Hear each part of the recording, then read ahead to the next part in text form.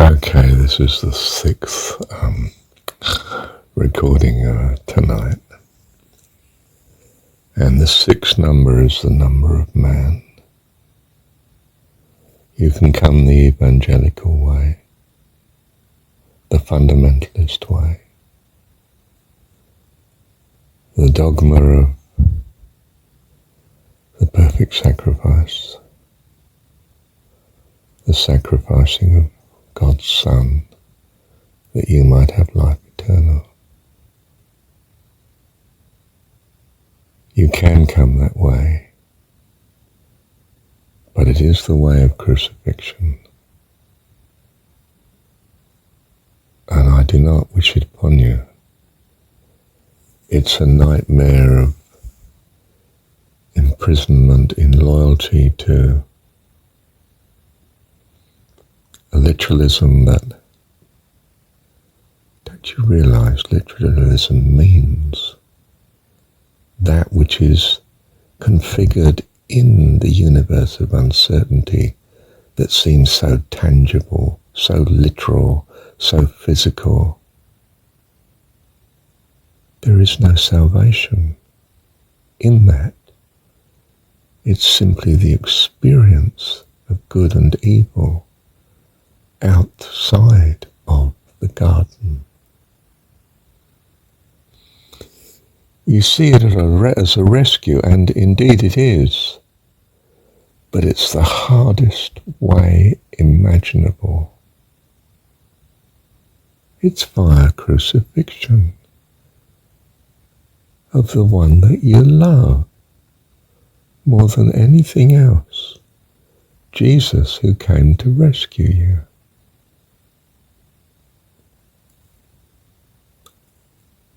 To really enter into the crucifixion is to suffer abominably the wretched tragedy of the one you love most being treated the worst.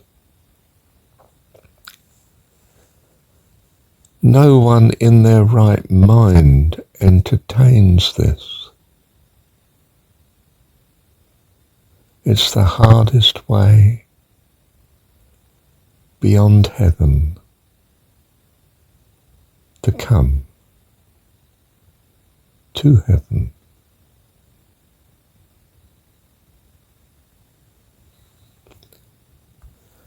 There's a million snares and pitfalls that are there to enchain you in the quest forever, were it possible, but for the grace of God. It is not the original Christianity. The original Christianity is more Gnostic than you can imagine. It could, like philosophers, the Greek, the Alexandrian Jew who can even look at the Hebrew story of the Old Testament. He doesn't know Jesus, by the way, although he's understandably contemporaneous with the Jesus story gospel time 2,000 years ago. He knows nothing of Jesus, and he only lives in Egypt, and he's a Jew, for goodness sake. You could say news doesn't travel fast out there, but it was the Roman Empire. I mean, it travels fast enough to run an empire, I can tell you.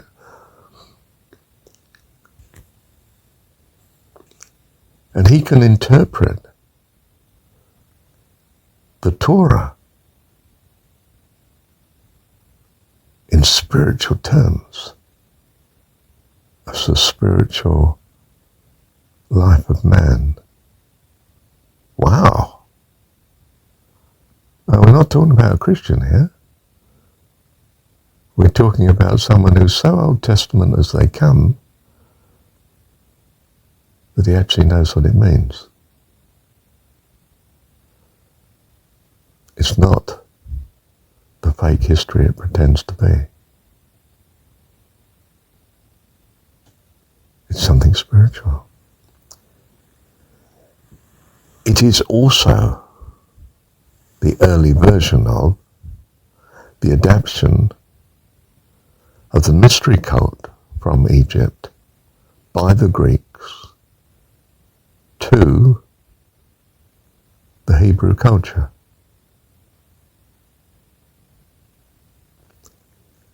But it's not actually by the Greeks in this case. It can be understood in the Greek way because that's what the Greeks did, through people like Pythagoras and so on. It's a straight Egypt story. It is out of Egypt. It's something they've gone down into Egypt and borrowed and turned into the story of their people to give the nation a foundation on spiritual things as they understood it from Egypt. That this nation might be rescued spiritually. We are talking about an older civilization, far, far older than Egypt.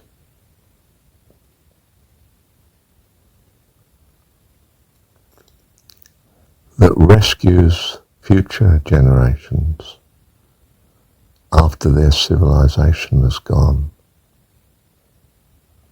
by its spiritual meaning. And the only way they're going to take it is through stories, myths, fables, legends. Because as children they will hear them and remember the legends and the stories, and the wisdom will come to them and rescue them in their primitive state, trying to put together what the ancient civilizations had already achieved, but were destroyed by cataclysm. They rise and they fall. Didn't you see that with empires? Well, it's so with whole world civilizations too. Gosh, we came pretty close to that in the 20th century, didn't we? And we'll probably come closer in the 21st. I'm not sure as we aren't at the minute. Certainly a lot of Christians think so. They're seeing it as final judgment. But there's nothing final about God. He is eternal. His finality is infinite. And his universe of the uncertainty that we're in is not temporary. It's as long as he wants a family, more of a family. And there's no end to that. You see how God is unlimited. That's the whole point.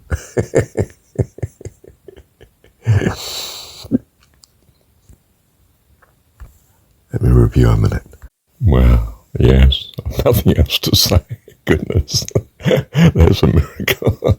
Well, for the time being, you understand. Thank you, Dad.